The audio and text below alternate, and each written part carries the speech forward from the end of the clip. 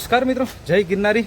આજે આપણે આવી પહોંચ્યા છીએ ગિરનારની તળેટીમાં, જે મારી બેક સાઈડની અંદર આ અશોક શિલાલેખ છે, એમની જ બાજુમાં જે આ સીડી છે એ સીડીના રસ્તેથી ઉપર તરફ રસ્તો જાય છે।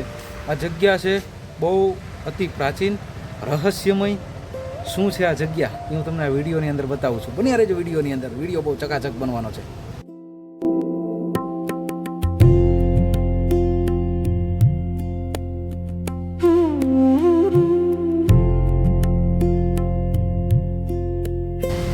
મિત્રો, આ છે અશોક શિલાલેખ અને એકદમ એની બિલકુલ બાજુમાં જ આ પગથિયા છે એ સીધા કાળ ભૈરવ દાદાના મંદિર તરફ જાય છે। એક તરફ હજારો વર્ષ જૂનો ઐતિહાસિક વારસો અને બીજી તરફ આ ધરતી સાથે જોડાયેલી કાળ ભૈરવની ધાર્મિક આસ્થા। આ જ જૂનાગઢની ખાસિયત છે। અહીં ઇતિહાસ અને શ્રદ્ધા એક જ જગ્યાએ જોવા મળે છે।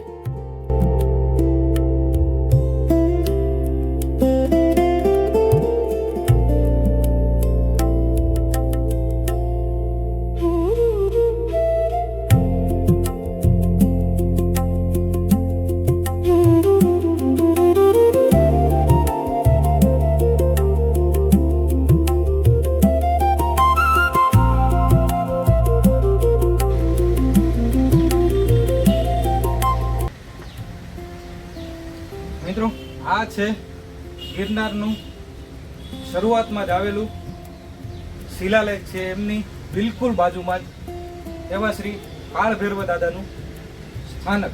આ જગ્યા ઉપર ગિરનારની તળેટીમાં કાળ ભૈરવ દાદા બિરાજે છે। આ છે એમનો ચેતન ધૂણો। આ જગ્યા ઉપર ભભૂત કાળ ભૈરવ દાદાને દીવાની આરતી અને આ ચેતન ધૂણો। આખો પથ્થર છે, એમાં તમે આ મુખ જુઓ, કાળ ભૈરવ દાદાનું મુખ છે।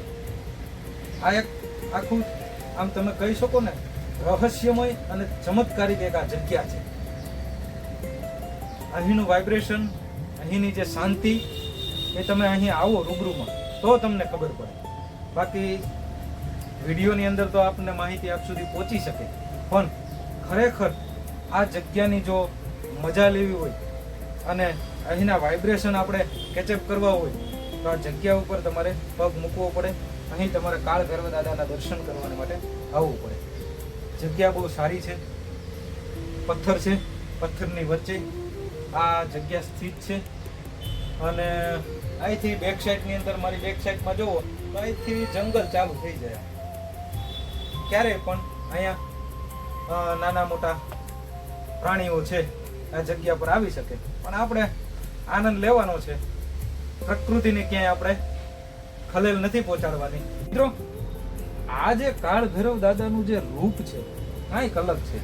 આખું તમે જુઓ, આંખ જુઓ, કંઈક અલગ રૂપ છે આખે આખું। અને આ પથ્થરની અંદર આ જે મુખ છે એ પ્રગટ થયેલું છે। જો આ જગ્યા આખે આખી આવો, એકવાર મજા આવશે। હિન્દુ પરંપરામાં કાળ ભૈરવને ભગવાન શિવનું એક ઉગ્ર અને રક્ષક સ્વરૂપ માનવામાં આવે છે। કાળ એટલે સમય અને ભૈરવ એટલે ભયનો નાશ કરનાર એવું ધાર્મિક અર્થઘટન કરવામાં આવે છે। જૂનાગઢ અને ગિરનારનો વિસ્તાર પ્રાચીન સમયથી જ ધાર્મિક પરંપરાઓ સાથે જોડાયેલો રહ્યો છે।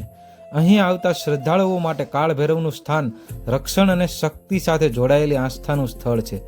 પરંતુ એક વાત ખાસ છે, આ મંદિર ક્યારે ચોક્કસપણે બન્યું અને કોણે બનાવ્યું તેના વિશે મજબૂત ઐતિહાસિક પુરાવો ઉપલબ્ધ નથી। મિત્રો, જો તમને આ આપણો વિડીયો પસંદ આવ્યો હોય અને તમે હજી પણ આવા ધાર્મિક સ્થળોની મુલાકાત લેવાનું ઈચ્છતા હોય, આપણા ટ્રાવેલિંગ વ્લોગને પસંદ કરતા હોય તો આપણી ચેનલને લાઈક કરજો, શેર કરજો તમારા મિત્રો સુધી, અને અંતમાં બિલકુલ સબસ્ક્રાઇબ કરવાનું ભૂલતા નહીં। બાકી મળીએ છીએ નેક્સ્ટ વિડીયોની અંદર। હર હર મહાદેવ, જય ગિરનારી, જય કાળ ભૈરવ દાદા।